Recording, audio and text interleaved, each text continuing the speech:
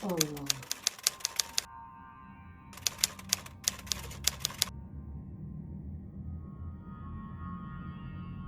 Assalamualaikum warahmatullahi. Assalamualaikum warahmatullahi. Mang Sukir.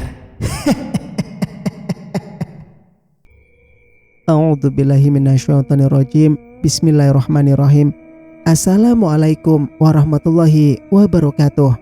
Untuk cerita kali ini, Mang Sukir masih melanjutkan cerita yang sebelumnya yang berjudul Proyek Villa di Kaki Gunung Selamat. Cerita ini ditulis oleh Aiswa Nahla. Dan tak usah berlama-lama, langsung saja kita ke ceritanya. Adam, sudah datang kamu? Jam berapa sampai di kota? Aji bertanya sambil duduk di sebelahku. Jam 9 malam, jawabku singkat. Lama sekali. Ada apa? Tanyanya lagi.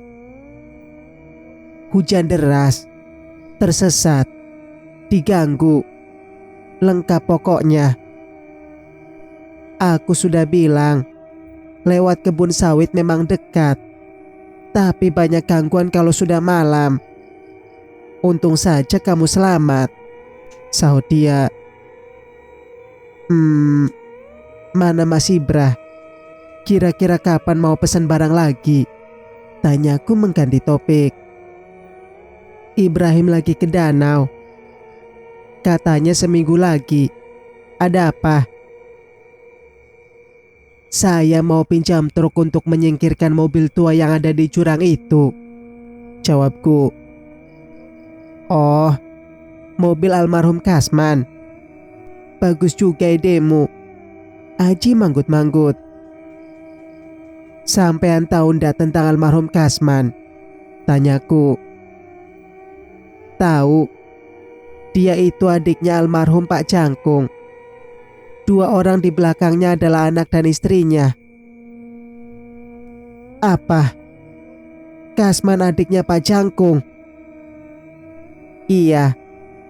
Tanah pembangunan villa ini kan punya Kasman.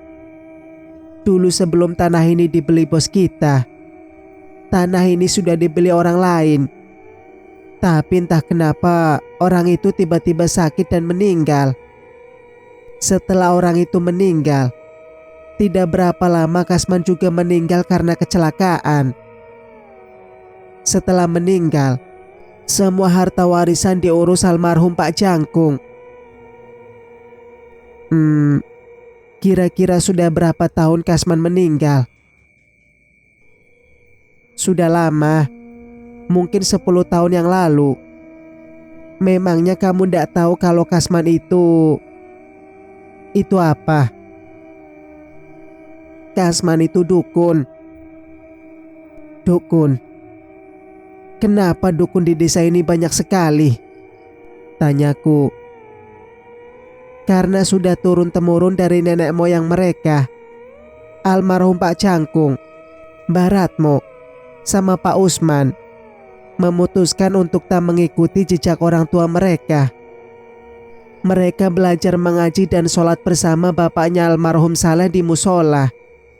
Bapaknya Saleh kan dulu pendakwah. Setelah bapaknya Saleh meninggal, musola jadi sepi.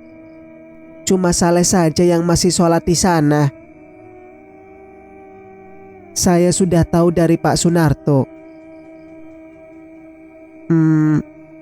Dulu kalau orang-orang ngaji dan sholat di musola, Kasman ngamuk-ngamuk sambil bawa parang. Kasman dan hampir semua penduduk di desa ini termasuk bapaknya Sunarto tak percaya agama Islam. Hanya segelintir orang yang benar-benar Islam. Yang lainnya lebih memilih menyembah iblis daripada menyembah Allah, ungkap Haji Liri di ujung cerita. Aku mengusap dagu mendengar penjelasan Aji. Sekarang aku tahu kenapa desa ini begitu angker. Tapi kenapa Pak Sunarto tak menceritakan hal ini padaku? Mungkinkah dia malu? Woi, ngelamun. Aku tahu sejak kamu ada di desa ini, kamu mengalami banyak gangguan. Iya kan? Makhluk-makhluk itu tahu kamu punya ilmu yang bisa melawan mereka. Makanya mereka ingin kamu keluar dari desa ini.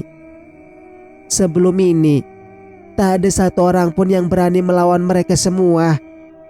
Sekarang mereka sudah bertemu buku dengan ruas. Sampean ini ngomong apa? Ilmu apa? Saya ndak punya ilmu apa-apa, sanggaku. Tidak usah pura-pura.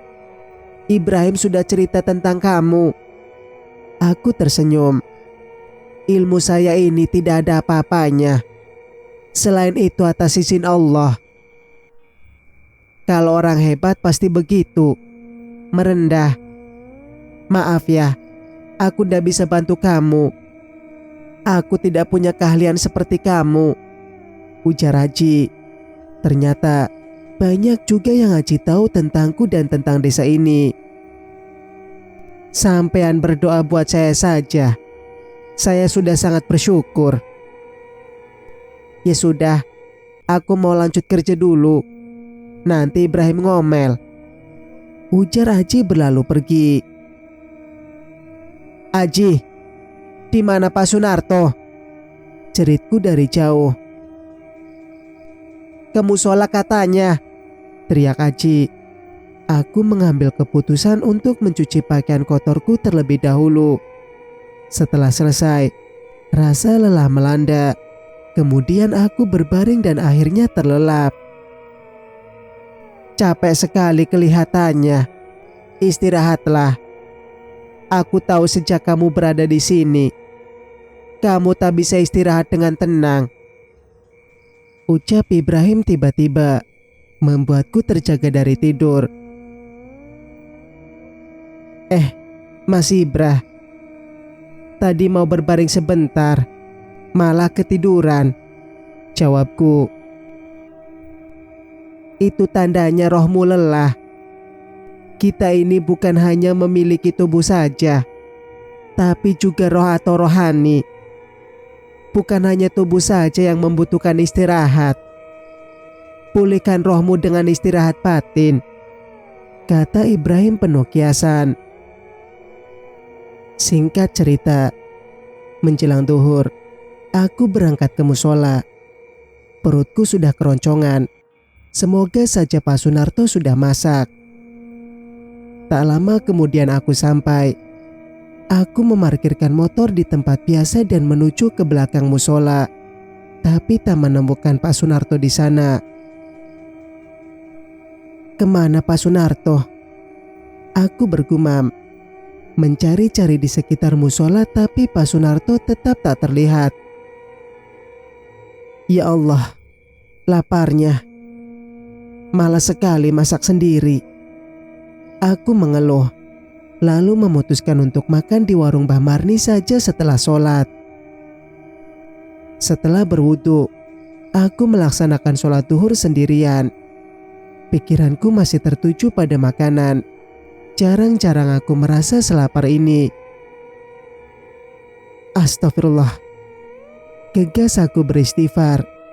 Padahal aku sedang sholat. Kenapa malah memikirkan hal lain?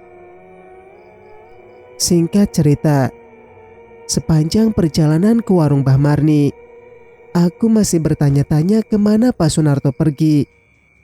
Sesampainya di warung, aku memesan nasi lodeh seperti biasa. Selesai makan aku kembali ke musola, tapi Pak Sunarto masih belum kembali. Aku mulai cemas. Meskipun dia bukan keluargaku, aku sudah merasa bertanggung jawab untuk menjaganya. Setelah istirahat sejenak dan sholat asar, aku segera kembali ke pembangunan proyek villa untuk mencari Pak Sunarto. Di sana, Ibrahim dan pekerjanya tampak sedang duduk santai. Mas Ibrah, lihat Pak Sunarto ndak? Ndak lihat. Kemarin sore setelah kamu pergi ke kota, aku sudah tawarkan dia mau tidur di mana. Dia bilang mau tidur di sini. Aku ajak dia tidur di rumahku, tapi dia menolak. Ibrahim menjelaskan. Di musola juga tidak ada. Apa mungkin dia pulang ke pondoknya yang berada di hutan? Kataku. Naluriku menyatakan dia berada di sana. Tunggu di sini dulu. Mungkin dia ada urusan di tempat lain. Ibrahim mencoba menghiburku. Saya akan menunggu sampai jam 5. Tidak lebih. Kataku bersikeras. Ibrahim hanya tersenyum, kemudian melanjutkan kerjanya. Detik demi detik berlalu. Pak Sunarto tak kunjung datang. Aku menemui Ibrahim di area pembangunan villa. Mas, saya mau mencari Pak Sunarto di pondoknya. Siapa tahu dia ada di sana. Aku memberitahu Ibrahim tentang rencanaku.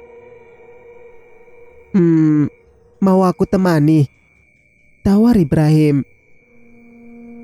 Nggak usah, saya bisa sendiri. Kataku sambil berjalan ke arah motor. Tak lupa aku membawa senter kepala yang selalu menemaniku sebagai persiapan jika terjadi sesuatu yang tidak diinginkan. Aku harus segera berangkat sebelum maghrib. Aku melaju lebih kencang dari biasanya. Aku mampir sebentar di musola untuk memastikan apakah Pak Sunarto sudah pulang. Tetapi tak ada tanda-tanda kehadirannya. Aku mulai masuk ke dalam hutan. Seperti biasa, hutan ini hanya bisa dilalui motor sampai 3/4 jarak. Sisanya harus ditempuh dengan berjalan kaki. Sesampainya di hutan, suasana terasa gelap dan menakutkan walaupun belum maghrib. Mataku meliar mencari sosok Pak Sunarto. Aku berhati-hati karena tak mau mengulangi kesalahan yang pernah terjadi. Sejujurnya, aku tak nyaman berada di hutan ini. Rasanya segala ilmu yang aku miliki tak berguna. Semuanya terasa kosong. Aku merasa kehilangan pegangan. Tetapi aku tak akan menyerah begitu saja. Aku membaca ayat kursi dan surat Al-Ikhlas untuk menenangkan diri. Aku melangkah lagi meskipun hati ini berdebar-debar. Kenapa aku merasa takut? Batinku, di sini, keberanian dan ilmu yang aku miliki terasa rapuh dan hampa. Aku belum juga menemukan Pak Sunarto, tetapi aku yakin dia ada di sekitar sini. Aku berusaha mempertajam penglihatanku. Sulit melihat sesuatu dalam keadaan seperti ini. Pohon-pohon besar yang bertebaran sangat menghalangi, bahkan mengancam. Jantungku berdebar kencang, seolah baru saja berlari. Padahal aku hanya berjalan pelan. Tenagaku tak sekuat biasanya. Aku berhenti sejenak. Tiba-tiba aku mendengar suara sesuatu bergerak di atas pohon, meloncat dari satu dahan ke dahan lain. Suara dahan yang bergoyang terdengar jelas, membuatku cemas. Aku kembali berjalan dengan waspada, menyalakan lampu senter di kepala untuk melihat lebih jelas. Melangkah dengan hati-hati, seperti seorang prajurit di daerah penuh ranjau. Aku berhenti setelah berjalan sekitar 10 langkah. Mataku tertuju pada sesuatu yang berdiri di depanku. Tubuhnya lebih tinggi daripada aku, dengan tangan yang menjulur hingga melewati lututnya. Wajahnya bundar seperti bola, sementara kepalanya gundul dan terus bergoyang pelan ke kanan kiri seperti ular. Aku membaca doa lalu meniup ke arahnya. Kepalanya kini bergoyang lebih cepat. Aku mendekatinya. Aku membaca doa lagi dan meniupnya lagi. Kali ini kepalanya berhenti bergoyang kemudian menatapku tajam. Tiba-tiba dia berlari ke arahku. Aku terkejut namun berhasil mengelak serangannya dengan meloncat ke kanan. Dia kembali menghadapku. Aku bersiap, meskipun hanya dengan tenaga fisik karena tenaga batin terasa lemah. Dia menyerang lagi. Aku kembali meloncat ke kanan dan menghantam punggungnya dengan tanganku. Tinjuku tepat membuatnya terjungkal ke tanah. Dia bangkit dan kembali menghadap ke arahku. Aku buntu saat tenaga batin tidak dapat digunakan. Qul a'udzu birabbin nas, malikin nas, ilahin nas, min syarril waswasil khannas, alladzi yuwaswisu fi sudurin nas, minal jinnati wan nas. Dalam keadaan apapun, ayat Quran ini tetap tak kulupakan. Aku memperkuat kuda-kuda. Kali ini bertekad untuk tak menghindar lagi. Tangan dan kakiku akan menjadi benteng kukuh. Dia menyerang lagi. Saat dia hampir sampai, aku melompat sedikit tinggi dari kepalanya lalu membaca 3 surat pendek dan menghentakkan siku ke kepalanya tanpa memperdulikan apakah ilmu yang aku gunakan efektif atau tidak. Dia berteriak keras dan melarikan diri ke arah hutan. Alhamdulillah, masih ada sisa kekuatan dalam diriku. Aku duduk melepaskan lelah. Tak lama, aku kembali berdiri dan segera mencari Pak Sunarto. Suasana sudah gelap. Maghrib telah tiba. Aku harus segera pergi. Takut ada yang akan datang menyerang lagi. Kawasan ini memberikan keuntungan pada peliharaan Pak Sunarto. Di mana Pak Sunarto? Gumamku. Aku berkeliling di sekitar pondoknya dan akhirnya menemukan tubuh tergeletak di atas tumpukan daun kering. Pantas saja saya tidak lihat, kataku lalu mendekat ke tubuh tersebut. Pak, bangun Pak. Aku berusaha membangunkannya, tapi tak ada reaksi. Aku mengguncang-guncang tubuhnya. Hasilnya tetap sama. Aku tak bisa berlama-lama di sini dan harus segera pergi. Aku memutuskan untuk menggendong Pak Sunarto sampai ke motor, walaupun dengan bersusah payah. Menggunakan tali yang tersedia, aku mendudukan Pak Sunarto di motor, lalu mengikat tubuhnya dan tubuhku menjadi satu. Pak, sadar. Peluk tubuh saya biar ndak jatuh, ucapku. Kami melaju pelan meninggalkan hutan. Tiba-tiba perasaanku tak enak. Ada sesuatu yang menusuk-nusuk belakang leherku. Pak Sunarto juga mempererat pelukannya. Aku tahu ini bukan pertanda baik. Rasa menusuk di leherku semakin menjadi-jadi. Aku menunduk, terkejut melihat tangan yang tengah memelukku bukan lagi tangan Pak Sunarto, tapi tangan yang mirip dengan tangan gorila, besar dan berbulu seperti Among. Aku terkejut. Ternyata dia sudah memperdaya pandanganku di kebun tadi. Tubuhku dan tubuh Among yang terikat membuatku sulit untuk melepaskan diri. Apalagi dengan sebelah tanganku yang harus mengendalikan motor. Aku merinding, merasakan giginya yang hampir menembus kulit leherku. Hari ini, untuk pertama kalinya, aku menjadi korban tipu daya dari sekutu setan. Lebih tragis lagi, aku sendiri yang mengikat tubuhku bersamanya. Aku tak mau menyerah begitu saja. Aku harus memanfaatkan kesempatan ini untuk menghancurkan dia dengan caraku sendiri. Dengan tangan kiri, aku memegang tangan berbulu Among yang tengah memelukku erat.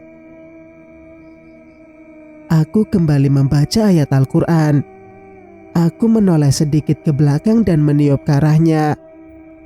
Aku mengeratkan cengkraman pada tangannya yang besar dan berbulu itu. Tak lama, tubuh Among bergetar, tapi aku tak mau melepaskan peganganku.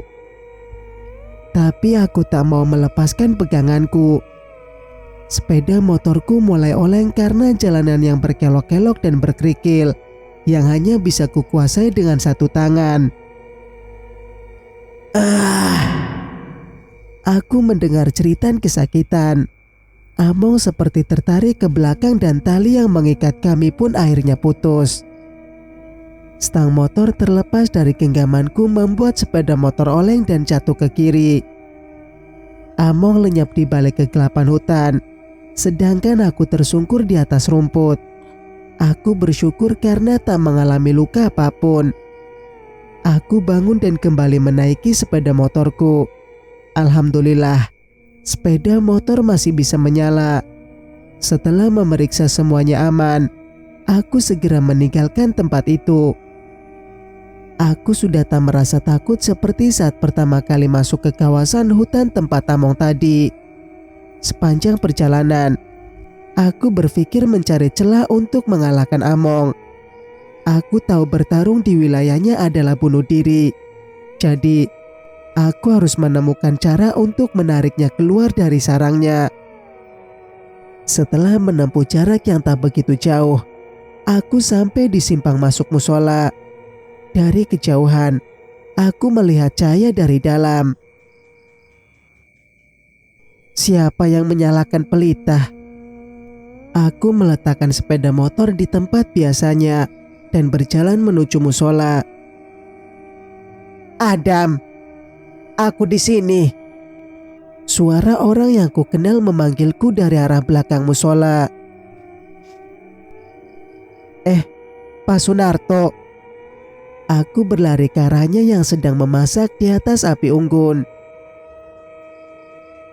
Sampean pergi kemana? Seharian saya mencari. Tanyaku penasaran. Tadi malam aku tidur di sini. Dan tadi pagi aku pergi ke rumah Pak Usman. Dia minta tolong aku memperbaiki pagar belakang rumahnya. Terangnya sambil membalik ikan. Kamu dari mana? Biasanya kamu sudah ada di musola jam segini. Tanyanya lagi, menatapku dengan curiga. Ada pekerjaan sedikit di villa, makanya terlambat. Jawabku berbohong seadanya. Oh, mandi sana. Setelah sholat kita makan. Tadi Pak Usman memberi sedikit ikan. Ini sedang aku goreng. Jelasnya, menunjuk ke wajan yang berisi 3 ekor ikan. Baik Pak, kataku, lalu mengambil handuk dan menuju ke sumur. Aku mencari ke hutan. Ternyata dia pergi ke tempat lain. Bodoh sekali aku pergi ke sana. Beruntung tak terjadi apa-apa. Ucapku dalam hati sambil berjalan menuju sumur. Sampai sumur aku segera mandi. Air sumur yang dingin membuatku merinding, tapi juga menyegarkan. Setelah mandi, aku sholat maghrib sendirian karena Pak Sunarto sudah sholat duluan. Setelah aku berwirid, Pak Sunarto mendekat. Kita makan setelah Isya ya, katanya. Iya. Kapan kita mengobati Mbak Ratmo? Tanyaku teringat dengan janjiku pada Mbak Ratmo. Terserah kamu saja. Aku manut. Tapi, seperti yang sudah aku bilang dari awal, aku sudah tak mempunyai ilmu lagi. Aku sudah membuang semuanya. Biarlah aku tak kuat. Yang penting aku tak sesat lagi. Katanya lagi. Aku tersenyum karena bagiku kata-katanya penuh dengan ketulusan. Ndak masalah. Asalkan sampean tunjukkan cara bagaimana sampean mengambil sesuatu yang sampean kirim. Ucapku. Aku coba nanti. Tapi kamu juga harus membantu. Kamu orang berilmu. Tambahnya lagi. Insya Allah kita sama-sama berusaha. Jawabku. Setelah sholat, kami makan bersama-sama. Malam itu aku tidur sangat pulas karena tak ada gangguan dan mungkin juga karena kelelahan. Menjelang pagi, setelah sholat subuh, kami sarapan dengan biskuit dan kopi. Pagi ini bisa tolong antarkan aku ke rumah Pak Usman. Ada sedikit pekerjaan yang belum selesai. kata Pak Sunarto. Boleh, setelah ini saya antar, jawabku. Setelah sarapan, kami pergi ke rumah Pak Usman. Beruntung saat sampai di sana, Pak Usman tampak sedang duduk santai depan rumahnya. Pagi sekali kamu bangun, Sunarto, sapa Pak Usman. Iya Pak, diantar Adam, jawab Pak Sunarto. Bagaimana keadaan musola? Sudah bersih? Tanya Pak Usman padaku. Masih sedikit lagi Pak. Setelah selesai, saya akan memberitahu. Kalau desa ini bisa mendapatkan listrik, lalu menunjuk imam yang baik, musola itu pasti akan maju, ucapku. Kamu bersihkan dulu. Tentang listrik itu nanti aku ajukan permohonan, jawab Pak Usman. Alhamdulillah, aku sangat senang mendengarnya. Setelah berbincang sebentar, aku memutuskan untuk menuju ke pembangunan villa. Tapi sebelum itu, aku ke rumah Mbak Marni dulu untuk memberitahu niatku nanti malam. Saat sampai, aku melihat Mbak Marni sedang menyapu halaman warungnya. Assalamualaikum Mbah, sapaku. Waalaikumsalam. Walah, kamu toh, jawab Mbah Marni menghentikan aktivitasnya. Insya Allah malam ini setelah Isya, saya dan Pak Sunarto akan datang ke sini untuk mencoba mengobati Mbah Ratmo, jelasku. Memangnya bisa? Bukannya dia yang membuat suami saya sakit? Suara Mbah Marni terdengar meninggi. Insya Allah bisa.